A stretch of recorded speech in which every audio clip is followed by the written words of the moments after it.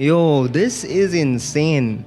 So I just spent a few hours diving into Clair Obscur Expedition 33, and I have to say, wow. I mean, yeah, I had heard good things about this game, but I wasn't expecting to be this blown away right from the start. These are just my early impressions, but there is so much to talk about. And it's exactly like what this legend said earlier today. A bunch of crazy French people came together and made a really good game, and it should not go unnoticed.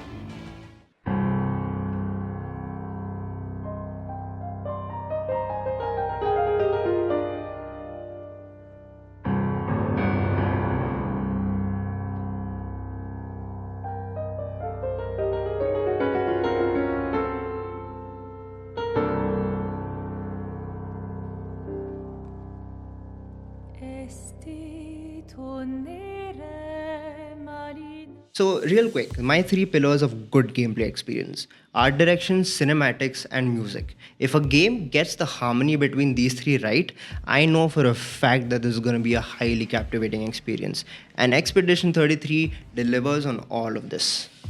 First off, this game is absolutely freaking beautiful. The art style is just so good. It's soft, clean, and just dripping with atmosphere. Every frame looks like it was painted with a purpose, and I could not stop taking screenshots. The camera also moves in such interesting ways that it really highlights the environment of the world that these guys have built. And the music just adds to this, man. It is so good. It carries the tension high and then breaks it exactly when it's supposed to. It all elevates the gameplay experience, and it is very, very good. So, to set context here, Expedition 33 is set in a city called Lumiere.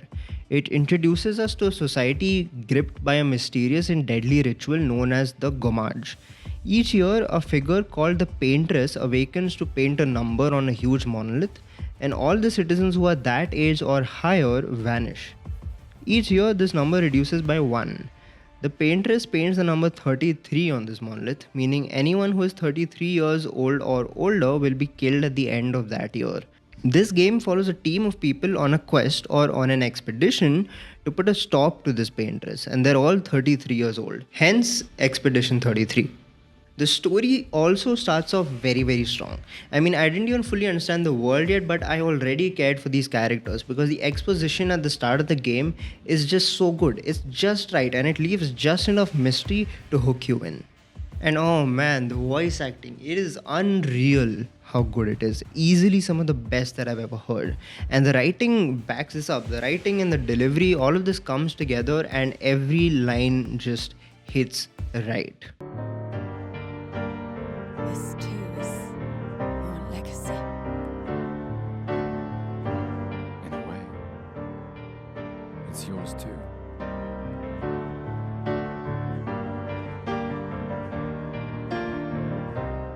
The story is funny at times, and then out of nowhere it's going to be emotionally taxing, and then it's going to be intense, and then it's going to break for a while before it picks it back up again. It is very, very nice.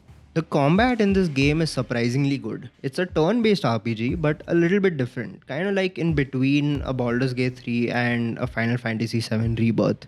It is turn-based, it's not real-time, but it's also much faster, and you don't have to sit around waiting to see what a pack of enemies is gonna do for the next 5 minutes.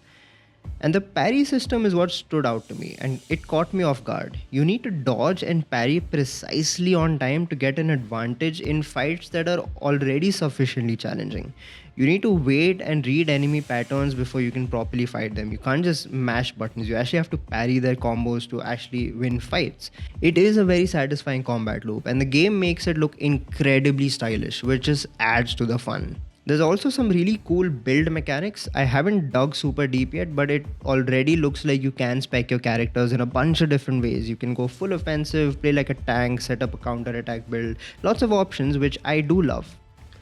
So here's the thing, I'm not a turn-based RPG expert. I've played some games like Baldur's Gate 3 is one that I really like, and the whole turn-based combat system was such a good refreshment when I first came across it in Baldur's Gate 3, and it broke that monotony for me from your typical open world game. And Expedition 33 reminds me more of Final Fantasy VII Rebirth, to be very honest. The combat feels a little similar with the whole multi character party system and the attack points and skills and all of that. It has kind of the same rhythm, but it's packaged in a much more Baldur's Gate way. And it feels great. And I really, really like it. Anyway, those are just my first impressions of this game after a few hours in, and I can already tell that this one's going to stick with me. And if the rest of the game holds up this kind of quality, especially in story and combat departments, this could easily be one of my favorites this year. Would I be wrong to say that this could be a contender for Game of the Year? I don't know. It's a point is that it's a really good game, and if you haven't tried it yet, you definitely should. It's available on Xbox Game Pass day one. You can get it from that subscription, and it's also pretty cheap. It's actually just 3,000 rupees or like $50, I think. And until yesterday, it was on a 10% discount too. But yeah, definitely do try this one out. It is very fun, and it's very good. So yeah, I think that was it for this time. I am looking forward to playing this game for the rest of the night, and if this does end up to be a really good game throughout till the end, I would love to do a deep dive into this and make a video out of that too. But if you want to see that, do stick around. Consider subscribing if you like it. If you have some feedback for me, leave it down in the comments, and I will catch you guys next time. Cool. Bye bye.